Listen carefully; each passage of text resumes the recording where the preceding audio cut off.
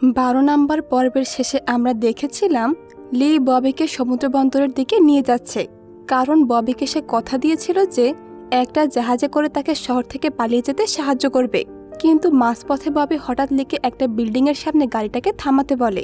আসলে এই জায়গাতে ববির সাঙ্গপাঙ্গরা জেজেকে বন্দি করে নিয়ে এসেছে। সেখানে লি জেজেকে এই অবস্থায় দেখে দুজনেই পুরোপুরি চমকে যায়। এরপর 13 পর্বের শুরুতেই দেখা যায় ববি জেজেকে আচ্ছা মতো মারধর করছে আর রেগে বলছে, তুই আমাকে পুলিশের ঝামেলায় ফাঁসিয়ে দিয়েছিস। লি সেখানে দাঁড়িয়ে থেকেও কিছুই করতে পারে না, বরং সে মনে মনে ভাবতে থাকে যে নিজের কর্মের ফলই আজকে পাচ্ছে, ও এটাই ডিজার্ভ করে। এদিকে ববি জেজেকে একটা চেয়ারের সাথে বেঁধে নির্মমভাবে মারতে শুরু করে। অন্যদিকে চার্লস লির লোকেশন ট্র্যাক করে পুলিশ টিম নিয়ে ওই বিল্ডিংয়ের দিকেই রওনা দেয়। তাদের গতি দেখে বোঝা যাচ্ছিল সর্বোচ্চ 10 মিনিটের মধ্যে পুলিশ সেখানে পৌঁছে যাবে। এদিকে বিল্ডিংয়ের ভেতর ববি জেজেকে জেরা করে বলতে থাকে, সত্যি করে বল, তুই আমাকে আর নাথানকে ফাঁসানোর জন্য এইসব চাল চেলেছিস তাই না? দেখ, আমি তো এখান থেকে ঠিকই পার পেয়ে যাব, কিন্তু যাওয়ার আগে তোর চ্যাপ্টার এখানে ক্লোজ হয়ে যাবে। ঠিক সেই মুহূর্তে লির ফোনে একটা কল আসে। ববি সন্দেহ করে জিজ্ঞেস করে কার ফোন। লি সামলে নিয়ে বলে, আমার সেই বন্ধুর কল, যে আপনার পালানোর জন্য জাহাজের ব্যবস্থা করছে। কিন্তু বন্ধুরা আসলে এই ফোনটা ছিল চার্লসের। সে লিকে জানায়, আমরা একদম কাছাকাছি চলে এসেছি, তুমি আর মাত্র কয়েক মিনিট ববিকে সেখানে আটকে রাখো। ফোন রাখার পর লি ববিকে বলে, আমার বন্ধু জানালো জাহাজ কিছুক্ষণের মধ্যে ছেড়ে দেবে, তাই আমাদের এখনই বের হতে হবে। তখনই ববি জেজেকে শেষ করার জন্য একটি ধারালো চাকু বের করে। জেজে তখন নিরুপায় হয়ে লির দিকে তাকিয়ে থাকে এবং চোখের ইশারায় তাকে বাঁচানোর আকুতি জানায়। কিন্তু লির তখন কিছুই করার ছিল না। সে মনে মনে ভাবছিল তার সাথে এমনটাই হওয়া উচিত। কিন্তু তখনই ববি চাকুর হাতলটা ঘুরিয়ে লির দিকে এগিয়ে দেয়। সে বলে, তুই আমার কাছ থেকে অনেক কিছু শিখতে চেয়েছিলিস, এই নে চাকু, একে খুন করে তোর হাত পাকা করার প্র্যাকটিস শুরু কর। তুই যদি একে খতম করতে পারিস, তোকে আমি আরো মোটা অঙ্কের টাকা দেব। এই কথায় লি মস্ত বড় একটা দ্বিধায় পড়ে যায়। সে সামনের দিকে এগিয়ে যাচ্ছিল ঠিকই, কিন্তু এখন যদি সে ছুরিটা না নেয় তবে ববি তাকে আস্ত রাখবে না, সরাসরি সন্দেহ করে বসবে। তাই লি চাকুটা হাতে নিয়ে জেজের দিকে এগিয়ে যায়। জেজে প্রচণ্ড ভয় কেঁদে ফেলে আর বলে, দোহাই তোমার, প্লিজ এমনটা করো না। ববি তো মনে মনে দারুণ খুশি, কারণ এবার সে জেজের খেলা শেষ করতে চলেছে। কিন্তু ঠিক তখনই পুরো সিনটা পাল্টে যায়। ববি খেয়াল করে লির মুখের এক্সপ্রেশন পুরোপুরি বদলে গেছে। সে দেখতে পায় লি আসলে জেজেকে ছুরি মারেনি, বরং চাকুর পেছনের হাতল দিয়ে জেজের পেটে আলতো আঘাত করেছে। ফলে জেজের বিন্দুমাত্র ক্ষতিও হয়নি। তখনই লি ববিকে উদ্দেশ্য করে বলে, যাদের আসার কথা তারা এসে গেছে। ঠিক সেই মুহূর্তে বাইরে পুলিশের সাইরেনের আওয়াজ বেজে ওঠে এবং পুরো পুলিশ ফোর্স চারপাশ থেকে বিল্ডিংটা ঘিরে ফেলে। চার্লস আর পুলিশদের ভেতরে ঢুকতে দেখে ববির হাত পা একদম ঠান্ডা হয়ে যায়। ববির লোকজন পুলিশের উপর পাল্টা হামলা করার চেষ্টা করে, কিন্তু পুলিশ বাহিনী মুহূর্তের মধ্যেই তাদের সবাইকে একেবারে কাবু করে ফেলে। পরিস্থিতি খারাপ দেখে ববি এবার একাই সেখান থেকে পালানোর চেষ্টা করে, কিন্তু লি তাকে ধরে ফেলে এবং ইচ্ছে মতো ধোলাই দেয়। মারামারিতে লি কিন্তু কারো থেকে কম ছিল না, তাই সে ববিকে একদম কোণঠাসা করে ফেলে। তখনই ববি বুঝতে পারে সে এতক্ষণ লিকে অন্ধের মতো বিশ্বাস করে নিজের সব অপরাধের কথা নিজের মুখে স্বীকার করে ফেলেছে। ঠিক সেই সময় সে ফোনটি নিয়ে ডেলিভারি ম্যান সেখানে এসে হাজির হয়, আর ওই প্যাকেটের ভেতরে ফোনেই ছিল ববির বিরুদ্ধে সমস্ত অকাট্য প্রমাণ বা এভিডেন্স। বিপদমুক্ত হয়ে যে খুশিতে লিকে জড়িয়ে ধরে, কিন্তু লি তখন মনে মনে হাসে আর বলে, এবার তো তোর পালা, এখন যতটা পারিস খুশি হয়ে নেই, এরপর তোর কপালে কি আছে তুই নিজেও জানিস না। অন্যদিকে আমরা দেখতে পাই ডোডো গ্রুপ নিজের ক্ষমতাকে খাটিয়ে নাথানকে শেষ পর্যন্ত জেল থেকে ছাড়িয়ে আনে। তাকে রিসিভ করার জন্য লির সাথে এন্ড্রু সেখানে চলে যায়, কিন্তু এন্ড্রুকে দেখা মাত্র নাথান প্রচণ্ড রেগে যায় এবং বলে, আমাকে নেওয়ার জন্য একে সাথে করে কেন এনেছো? এরপর তারা সবাই মিলে বাড়ির উদ্দেশ্যে রওনা হয়। বাড়ি পৌঁছানোর পর নাথান এন্ড্রুকে ঘরের ভেতরে ঢুকতে বাধা দেয় এবং চরম অপমান করে বলে, তুমি হলে ডোডো গ্রুপের একটা কেনা গোলাম, এই বাড়ির ভেতরে পা রাখার কথা স্বপ্নেও ভাববে না। এন্ড্রু এখানে ভীষণ অপমানিত বোধ করে। এরপর তারা যখন ভেতরে চলে যায়, এন্ড্রু বাড়ির গেটটা ছুঁয়ে একা একাই বিড়বিড় করে বলে, এই বাড়িটার উপর তো আমার মায়েরও সমান অধিকার থাকার কথা ছিল। ঘরের ভেতরে চেয়ারম্যান তখন প্রচণ্ড রাগে ফুঁসছিলেন, তবে সিন্ডির মনের অবস্থা ছিল একদম উল্টো। সে ছিল বেশ ফুরফুরে মেজাজের। নিজের ভাইয়ের সাথে কি হচ্ছে না হচ্ছে তা নিয়ে তার বিন্দুমাত্র মাথা ব্যথা বা কষ্ট ছিল না। অন্যদিকে চেয়ারম্যানের স্ত্রী তার ছেলের জন্য অনেক দুশ্চিন্তায় ছিলেন। ঠিক সেই মুহূর্তে নাথান ভেতরে ঢোকে এবং চেয়ারম্যানকে ডেকে বলে, বাবা, আমার বেল হয়ে গেছে।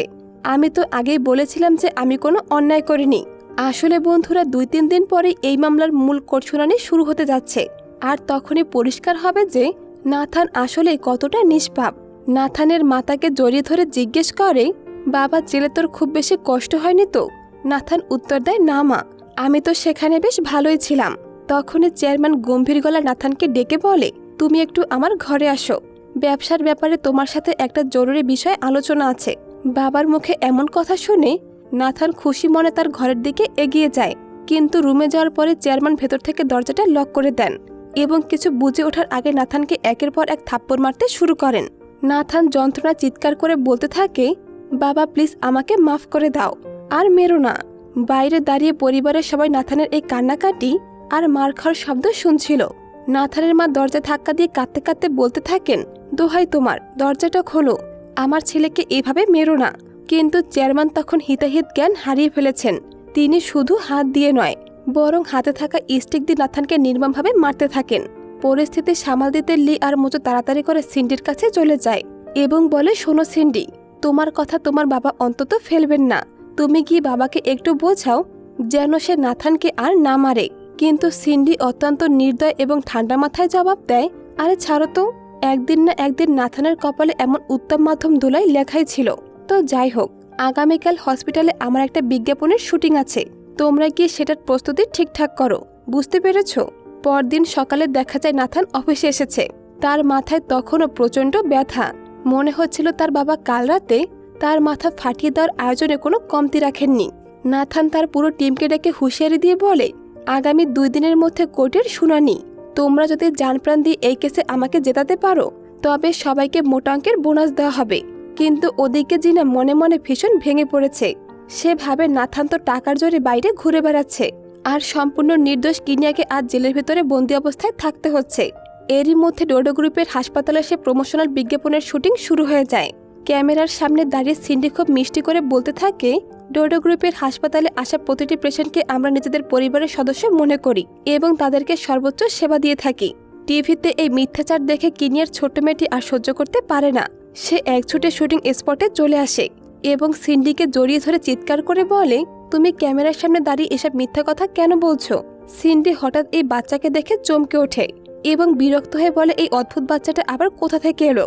ঠিক তখনই ওখানকার এক সিকিউরিটি গার্ড এসে বাচ্চাটিকে সজোরে ধাক্কা দিয়ে সরিয়ে দেয়। ধাক্কা সামলাতে না পেরে বাচ্চাটি শক্ত মেঝেতে পড়ে যায় এবং সাথে সাথে সেখানে জ্ঞান হারিয়ে ফেলে।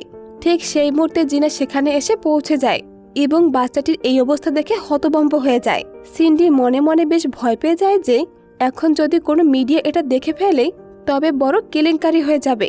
জিনা আর এক মুহূর্ত দেরি না করে বাচ্চাটিকে কোলে নেয় এবং দ্রুত ডাক্তারের কাছে ছুটে যায়। সিন্ডি তখন লেগে জিজ্ঞেস করে, আচ্ছা, এই বাচ্চাটার পরিবারের এই করুণ দশা কি সত্যি আমার ভাইয়ের জন্য হয়েছে? সে কি আসলেই ওই মারাত্মক টিনেন গ্যাস ব্যবহার করে মানুষের জীবন নিয়ে ছিনিমিনি খেলছে?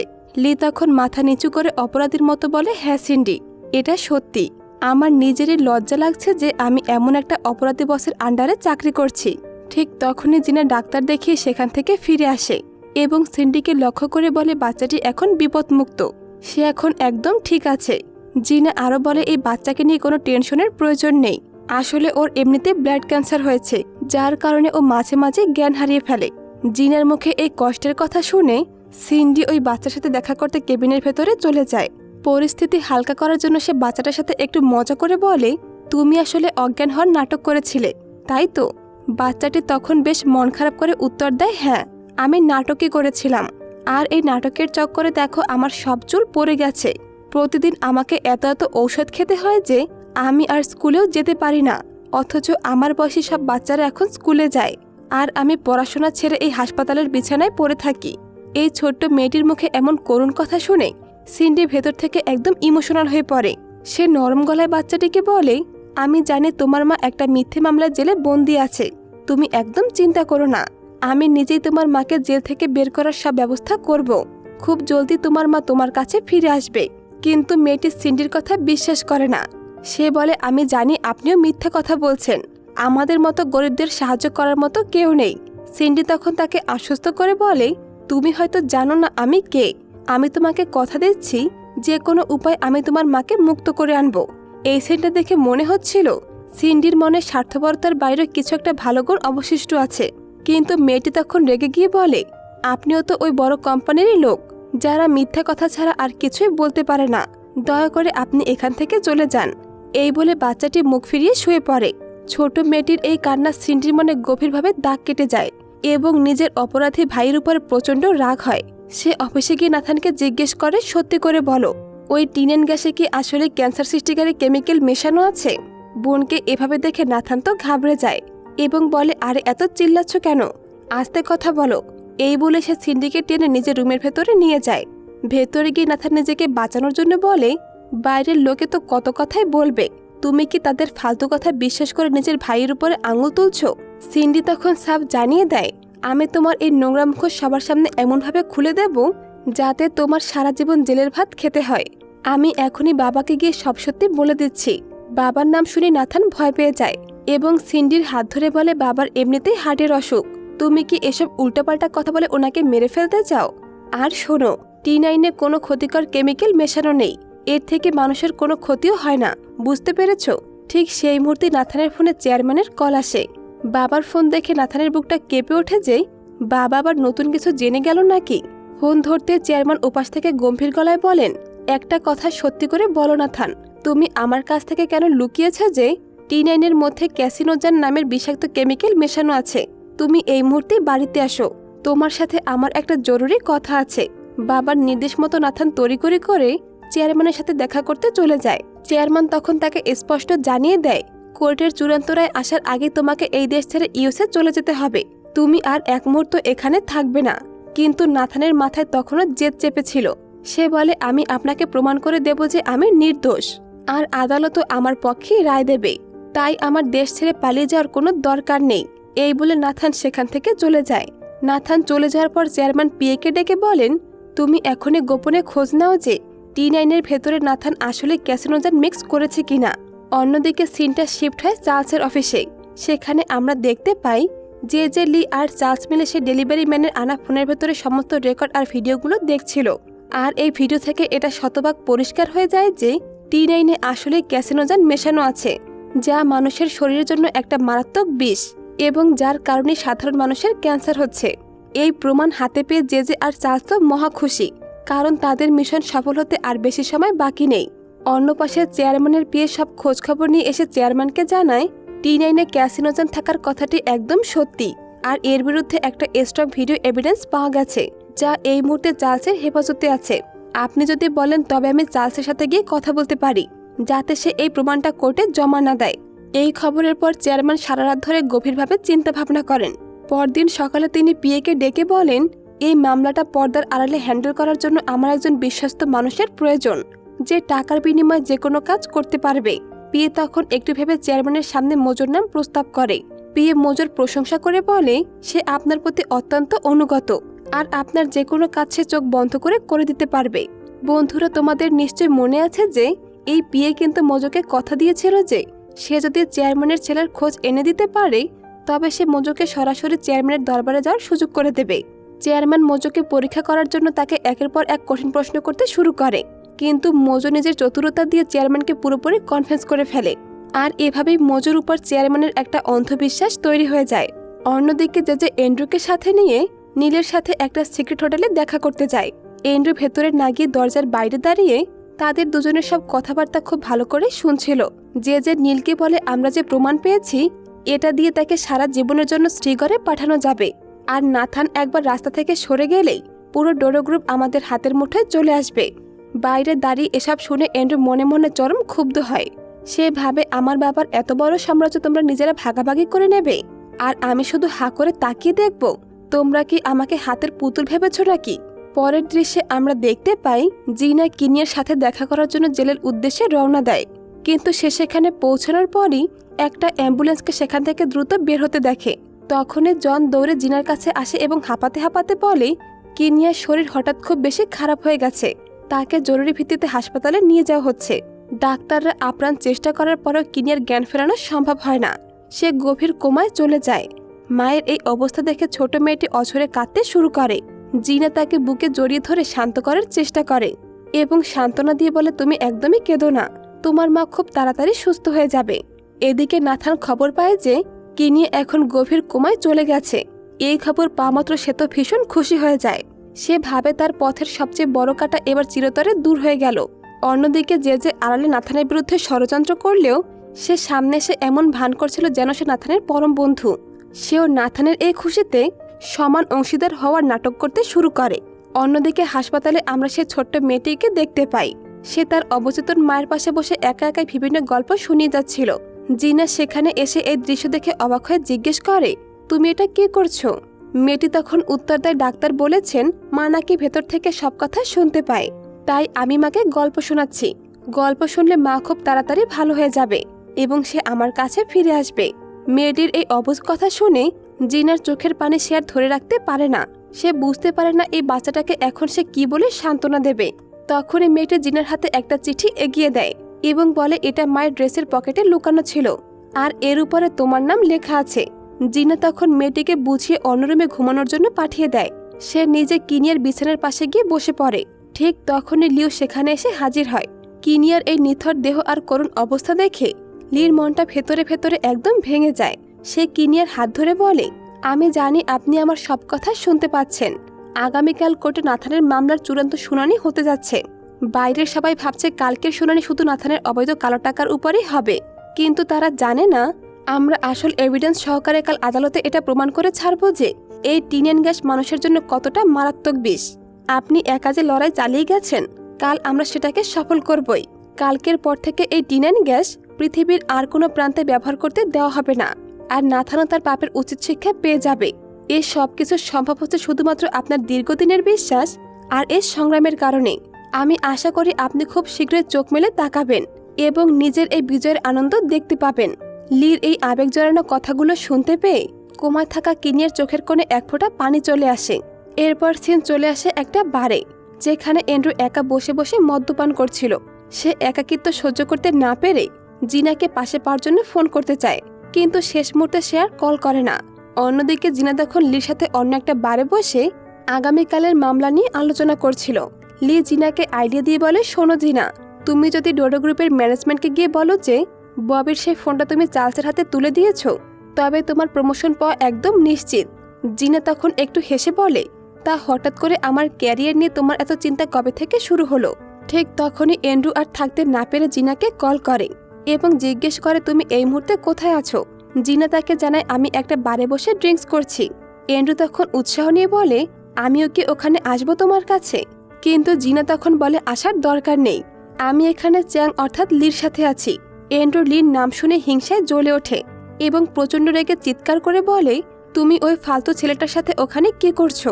এন্ড্রু ফোনে জিনাকে আরো ঝাড়ি দিয়ে বলে, তুমি কি ভুলে গেছো আগামীকাল আমাদের নাথানের কেসের জন্য কিছু গুরুত্বপূর্ণ প্রশ্নের উত্তর রেডি করতে হবে, আর তুমি ওদিকে নিজের দায়িত্ব ভুলে এই মাঝরাতে বসে বসে ড্রিঙ্কস করছো? জিনাও এই কথা শুনে রেগে যায় এবং উত্তরে বলে, আমি আমার কাজ ঠিক সময় করে নেব, তুমি নিজেরটা নিয়ে ভাবো। এই বলে সে রাগ করে ফোনটা কেটে দেয়। তখন পাশে বসা লি বলে, এন্ড্রু আসলে তোমাকে নিয়ে অনেক বেশি চিন্তা করে। জিনা তখন বলে, হ্যাঁ, আমার জন্য তো ওর চিন্তার শেষ নেই। আসলে ও আমাকে ডাকছে কারণ আদালতে নাথানকে কি কি জেরা করা হতে পারে সেই বিষয়ে আমাদের প্রশ্ন রেডি করতে হবে, আর সেই অনুযায়ী নাথানকে আগে থেকে ট্রেনিং দিতে হবে যাতে আগামীকাল কোর্টে ও ঠিকঠাক উত্তর দিতে পারে। পরের দিন সকালে দেখা যায় জিনা, লি এবং এন্ড্রু কোর্টের শুনানির ঠিক আগ মুহূর্তে নাথানের কাছে গিয়ে পৌঁছে যায়।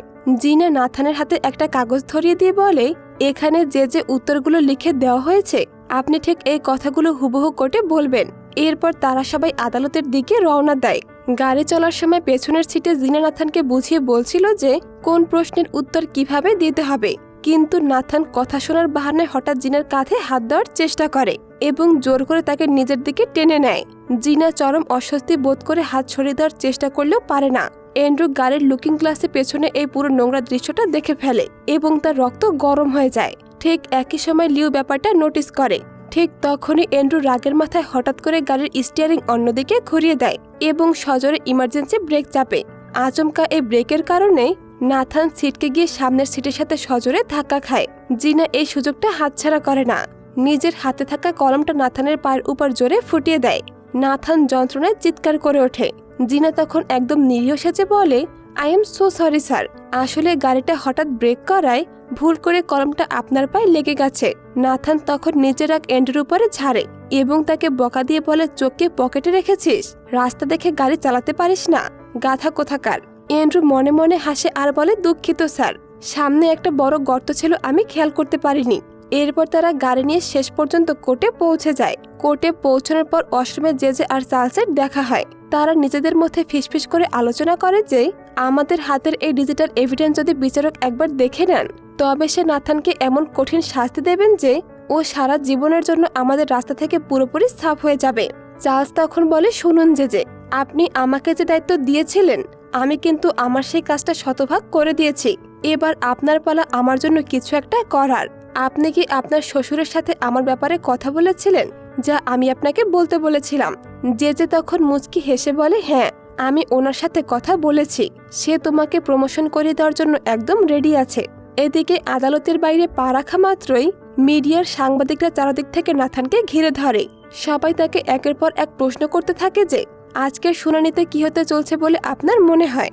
নাথান তখন ক্যামেরার সামনে দাঁড়িয়ে খুব আত্মবিশ্বাসী মুখে বলে, দেখুন, আমি সম্পূর্ণ নির্দোষ।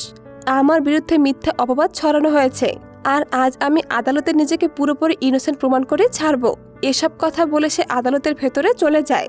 অন্যদিকে সিনটা শিফট হয় একটা নিরিবিলি পার্কে, যেখানে চেয়ারম্যান আর তার বিয়ে বসে কথা বলছিল।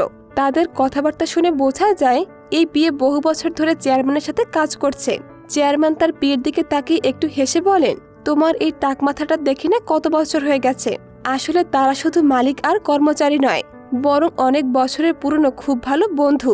চেয়ারম্যান তখন গম্ভীর হয়ে বলেন, আমার ছেলে যদি আসলে ওই অপরাধ করে থাকে, যা যা দোষ তার উপরে দেওয়া হয়েছে, তবে তার 10 বছর কেন, সারা জীবনের জন্য জেল হওয়া উচিত। আমি মনে প্রাণে এটাই চাইব। তার শাস্তির ব্যাপারে আমার বিন্দুমাত্র কোনো আফসোস বা চিন্তা নেই, কারণ সে যে অন্যায় করেছে তার শাস্তি তাকে পেতেই হবে। ঠিক তখনই চেয়ারম্যানের আসল রূপটা প্রকাশ পায়। সে মনে মনে ভাবছিল, যদি নাথান আসলে দোষী প্রমাণিত হয়ে যায়, তবে ডোডো গ্রুপ এতদিন ধরে মার্কেটে যে সম্মান আর গুডউইল কামিয়েছে তা 1 মিনিটের মধ্যে ধুলে মিশে যাবে। তাই যে কোনো মূল্যে ডোডো গ্রুপের এই ব্র্যান্ড ভ্যালু আর সম্মান রক্ষা করার জন্য অন্য কোনো রাস্তা বের করতেই হবে। এখান থেকে পরিষ্কার বোঝা যায় যে চেয়ারম্যান আসলে তার ছেলেকে বাঁচানোর জন্য নয়, বরং নিজের ডোডো গ্রুপ কোম্পানিকে বাঁচানোর জন্য একটা মাস্টার প্ল্যান তৈরি করছে। পরের সিনে আদালতের ভেতরের দৃশ্য দেখানো হয়, যেখানে নাথান, ববি এবং নাথানের বিজনেস পার্টনার, যে কিনা মাসান কেমিক্যালস এর আসল ওনার, তাদের 3 জনকে কাঠগড়ায় দাঁড় করিয়ে চার্লস জেরা করা শুরু করে। কাঠগড়ায় দাঁড়িয়ে মাসান কেমিক্যালের ওনার একটা কথা বারবার বলতে থাকে যে এসব কিছুর পেছনে নাথানের কোনো হাত নেই। নাথানকে সম্পূর্ণ অন্ধকারে রেখে আমরা ডোডো গ্রুপের নাম ব্যবহার করে এই বেআইনি ব্যবসা চালিয়েছি এবং প্রচুর কালো টাকা ইনকাম করেছি। আসলে বন্ধুরা, ডোডো গ্রুপের উপরমহল থেকে চাপ দেওয়ার কারণেই তারা নাথানকে বাঁচানোর জন্য সব দোষ নিজেদের উপরে নিয়ে নিচ্ছে।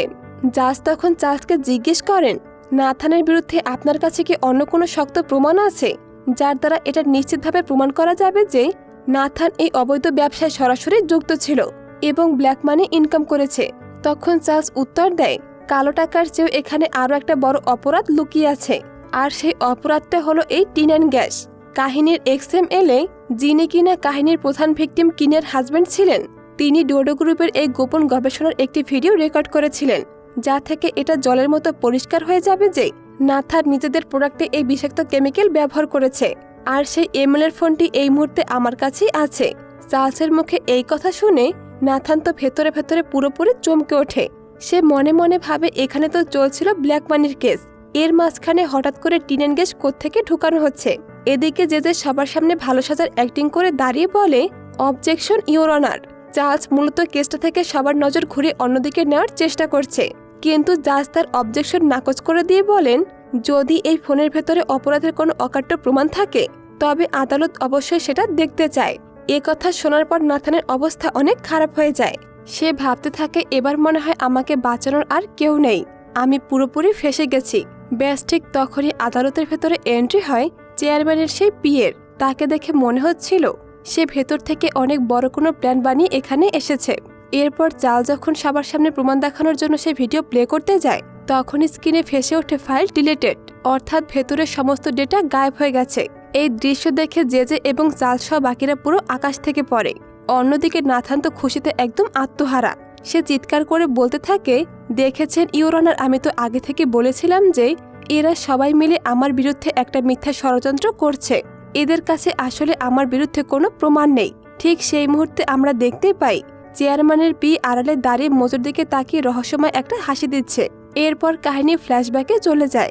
সেদিন যখন পি মোজোকে সাথে করে চেয়ারম্যানের গোপন মিটিংয়ে গিয়েছিল, তখন চেয়ারম্যান মোজোকে স্পষ্ট বলেছিলেন, নাথানকে নিয়ে আমার কোনো মাথা ব্যথা নেই। আমার একমাত্র চিন্তা হলো ডোডো গ্রুপের সম্মান বাঁচানো। এই মুহূর্তে চার্লসের হেফাজতে একটা ফোন আছে, যার মধ্যে নাথানের বিরুদ্ধে কিছু প্রমাণ লুকিয়ে রাখা আছে। তুমি যে কোনো উপায়ে সেই ফোনের ভেতরে সমস্ত এভিডেন্স ডিলিট করে দাও। মোজো চার্লসের অফিসারই একটা লোককে আগে থেকে চিনত। সে মোজোর কথা মতো এবং টাকার লোভে শুধু যে মোবাইলের ভিডিও ডিলিট করেছে তা নয়, বরং কম্পিউটারের মেইন সার্ভারে যে ব্যাকআপ ফাইল রাখা ছিল সেটাও চিরতরে ডিলিট করে দিয়েছে, যার ফলে এই মুহূর্তে নাথানের বিরুদ্ধে আদালতে পেশ করার মতো আর কোনো প্রমাণই অবশিষ্ট নেই। আর এর সুবাদে নাথান খুব সহজেই এই মারাত্মক কেস থেকে সসম্মানে খালাস পেয়ে যাবে। আদালতে এই নাটক দেখে লি, জিনা এবং এন্ড্রু ভেতরে ভেতরে অনেক কষ্ট পায়। তারা আফসোস করে ভাবে যে আমরা ন্যায় বিচার পাওয়ার জন্য দিনরাত এত চেষ্টা করলাম, আর শেষ মুহূর্তে এসে সবকিছু এভাবে ভেস্তে গেল। তখনই যে এসে ঘোষণা দেয় যে ঠিক 1 ঘন্টা পর এই মামলার শুনানি আবারও শুরু করা হবে। অন্য পাশে রুমের ভেতরে যে আর চার্লসের মধ্যে তুমুল ঝগড়া শুরু হয়ে যায়। যে প্রচন্ড রেগে গিয়ে চার্লসকে বলে, তোমার তো এই তথ্যটা আরো সাবধানে লক অ্যান্ড কিতে রাখা উচিত ছিল। অন্তত মেইন ফাইলের সমস্যা হলে ব্যাকআপ ফাইলটা তো কাজে লাগতো, নাকি সেটাও রাখনি। চার্লস তখন নিরুপায় হয়ে বলে, মনে হচ্ছে কেউ সুযোগ বুঝে মেইন ফাইল আর ব্যাকআপ ফাইল ডিলিট করে দিয়েছে। ওদিকে জিনা আর এন্ড্রু আদালতের বাইরে করিডোরে চরম টেনশনে বসেছিল। জিনা তখন পকেট থেকে কিনিয়ে দেওয়া সে চিঠিটা বের করে এবং পড়তে শুরু করে। চিঠিতে কিনিয়ে জিনাকে উদ্দেশ্য করে লিখেছেন, এই চিঠি যখন তোমার হাতে পৌঁছাবে ততক্ষণে হয়তো আমি আর এই পৃথিবীতে বেঁচে থাকবো না। তবে আমার অবর্তমানে এই অসমাপ্ত লড়াইটা তোমাকেই চালিয়ে যেতে হবে। এই T9 আর ডোডো গ্রুপের বিরুদ্ধে আমি যে এভিডেন্স বা প্রমাণ জোগাড় করেছি তার সবকিছু আমার পার্সোনাল ল্যাপটপের ভেতরে সেভ করা আছে। আর আমার চলে যাওয়ার পর আমার ছোট্ট বাচ্চার খেয়াল রাখার দায়িত্ব আমি তোমার কাঁধেই দিয়ে গেলাম। আমি জানি তোমার উপর খুব বড় একটা বোঝার পাহাড় ঠেলে দিচ্ছি, কিন্তু আমি কি করব বলো? এই দুনিয়ায় শুধু তোমার উপরে একমাত্র ভরসা অবশিষ্ট আছে। চিঠির এই লেখাগুলো পড়ে জিনা ইমোশনাল হয়ে পড়ে। ঠিক তখনই লির মাথায় একটা পুরনো প্ল্যান আসে। লি তখন আফসোস করে বলে, ডিজিটাল এভিডেন্স তো চিরতরে শেষ হয়ে গেছে, কিন্তু আমি নিজের চোখে ওই ভিডিওটা দেখেছি। আমি নিজেই এখন ইন পার্সন কোর্টে গিয়ে নাথানের বিরুদ্ধে বয়ান দেব। কিন্তু লির মাথায় তখন পিয়ের দেওয়া সে পুরনো হুঁশিয়ারির কথা মনে পড়ে যায়। তাতে আসলে কোনো লাভই হবে না, বরং ডোডো গ্রুপ তোমাকে চাকরি থেকে বের করে দেবে। তখন তোমার কাছে নিজের খোরাক চালানোর মতো কোনো কাজই থাকবে না। তাই এই বিষয়ে তুমি মুখ বন্ধ রাখো। এরপর এন্ড্রু মনে মনে একটা কথা ভাবতে থাকে। সে যাকে আড়ালে জিজ্ঞেস করছিল, এখন তো ভিডিও ফাইল ডিলিট হয়ে গেছে, তাহলে কি আমি এখন নাথানের বিরুদ্ধে উইটনেস হিসেবে দাঁড়াবো? কিন্তু যে তাকে বুঝিয়ে বলছিল, শোনো এন্ড্রু, আমার কথা শোনো। তোমার বাবার কাছাকাছি পৌঁছানোর জন্য তুমি কত শত বিপদ পার করে এখানে এসেছো, তাকে ভুলে গেলে? তুমি যদি এখন নাথানের বিরুদ্ধে বয়ান দিতে যাও তবে আর কোনোদিনই তোমার বাবার সাম্রাজ্যে পা রাখতে পারবে না। ডোডো গ্রুপ তোমাকে ঘাড় ধরে বের করে দেবে। জিনা হঠাৎ শক্ত গলায় বলে ওঠে, আমি নিজে এই কেসের মেইন উইটনেস হব। নাথানের ভেতরের অনেক নোংরা খবরই আমার জানা আছে। জিনার মুখে এই কথা শুনে এন্ড্রু তাকে উপহাস করে বলে, আরে দেখো জিনা, ফালতু মজা করো না।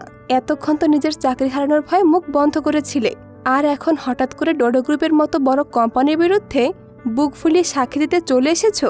মাত্র কয়েকটা টাকার জন্য তুমি এত বড় ঝুঁকি নেবে? কিন্তু জিনা কারো কথায় কান না দিয়ে সরাসরি চার্লসের কেবিনে গিয়ে দেখা করে এবং বলে, আমি আদালতে দাঁড়িয়ে উইটনেস হওয়ার জন্য পুরোপুরি তৈরি আছি। এর পরিণতি যাই হোক না কেন আমি তা ফেস করতে রাজি আছি। চার্লস তখন একটু অবাক হয়ে জিনাকে জিজ্ঞেস করে, কিন্তু তুমি আসলে কে? তাদের মধ্যকার গোপন কথাবার্তা শেষ হওয়ার ঠিক 1 ঘন্টা পর আদালতের শুনানি আবারও শুরু হয়। জাজ সবাইকে উদ্দেশ্য করে বলেন, যেহেতু আসামির বিরুদ্ধে কোনো ডিজিটাল এভিডেন্স বা প্রমাণ পাওয়া যায়নি, তাই আগামী 2 ঘন্টার মধ্যে এই কেসের রায় শুনিয়ে দেওয়া হবে। ততক্ষণের জন্য কোষ ঢিসমিস। জাজ তার বক্তব্য শেষ করে হাতুড়ি টেবিলে মারতেই যাবেন, ঠিক তখনই জাজ তার জায়গা থেকে দাঁড়িয়ে চিৎকার করে বলে, আমার একটা কথা শুনুন। এই কেসের মোড় ঘুরিয়ে দেওয়ার মতো আমার কাছে একজন জ্যান্ত উইটনেস আছে, যে কাঠগড়ায় দাঁড়িয়ে সমস্ত ঘটনার সাক্ষী দেবে। ঠিক তখনই জিনা তার সিট থেকে উঠে দাঁড়ায়। জিনাকে এভাবে উইটনেসের পোশাকে দেখে আদালতের ভেতরে সবাই তো অবাক হয়ে যায়।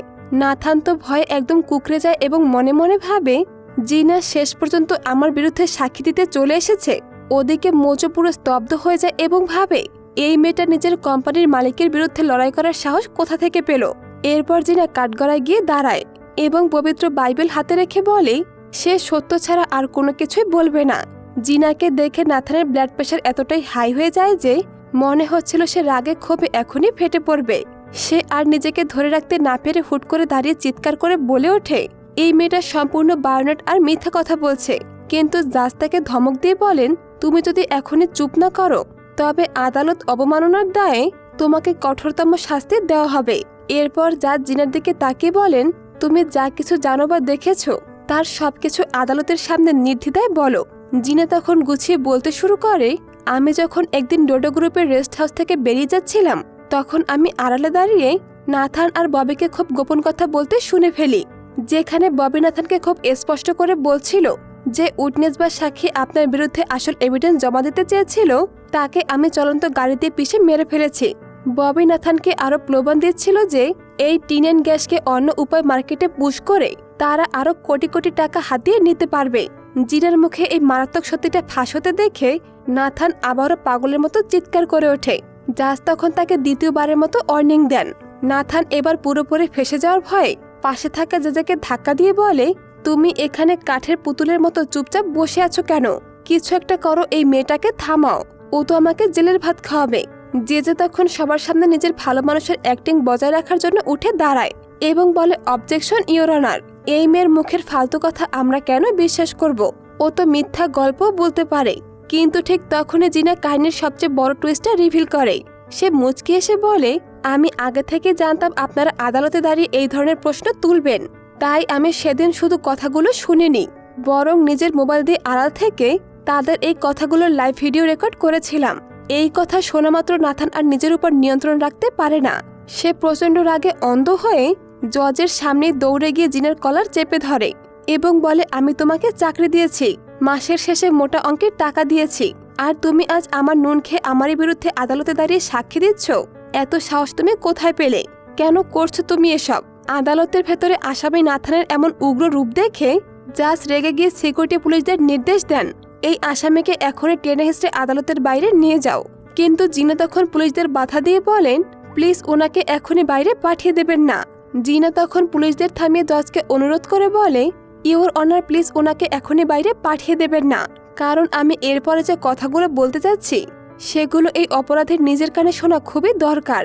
জাজও জিনার এই যুক্তিতে রাজি হয়ে যান এবং সিকিউরিটিকে ইশারা করে নাথানকে আবারও তার কাঠগড়ায় বসিয়ে দেওয়ার জন্য।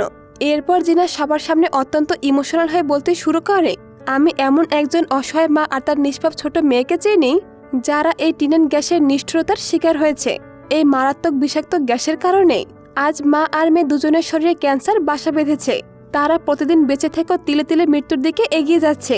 এই অসহায় মা না জানি কতদিন ধরে একা একাই এই ডোডো গ্রুপের অন্যায়ের বিরুদ্ধে লড়াই চালিয়ে গেছে, কিন্তু তার বদলে সমাজ তাকে কি দিল?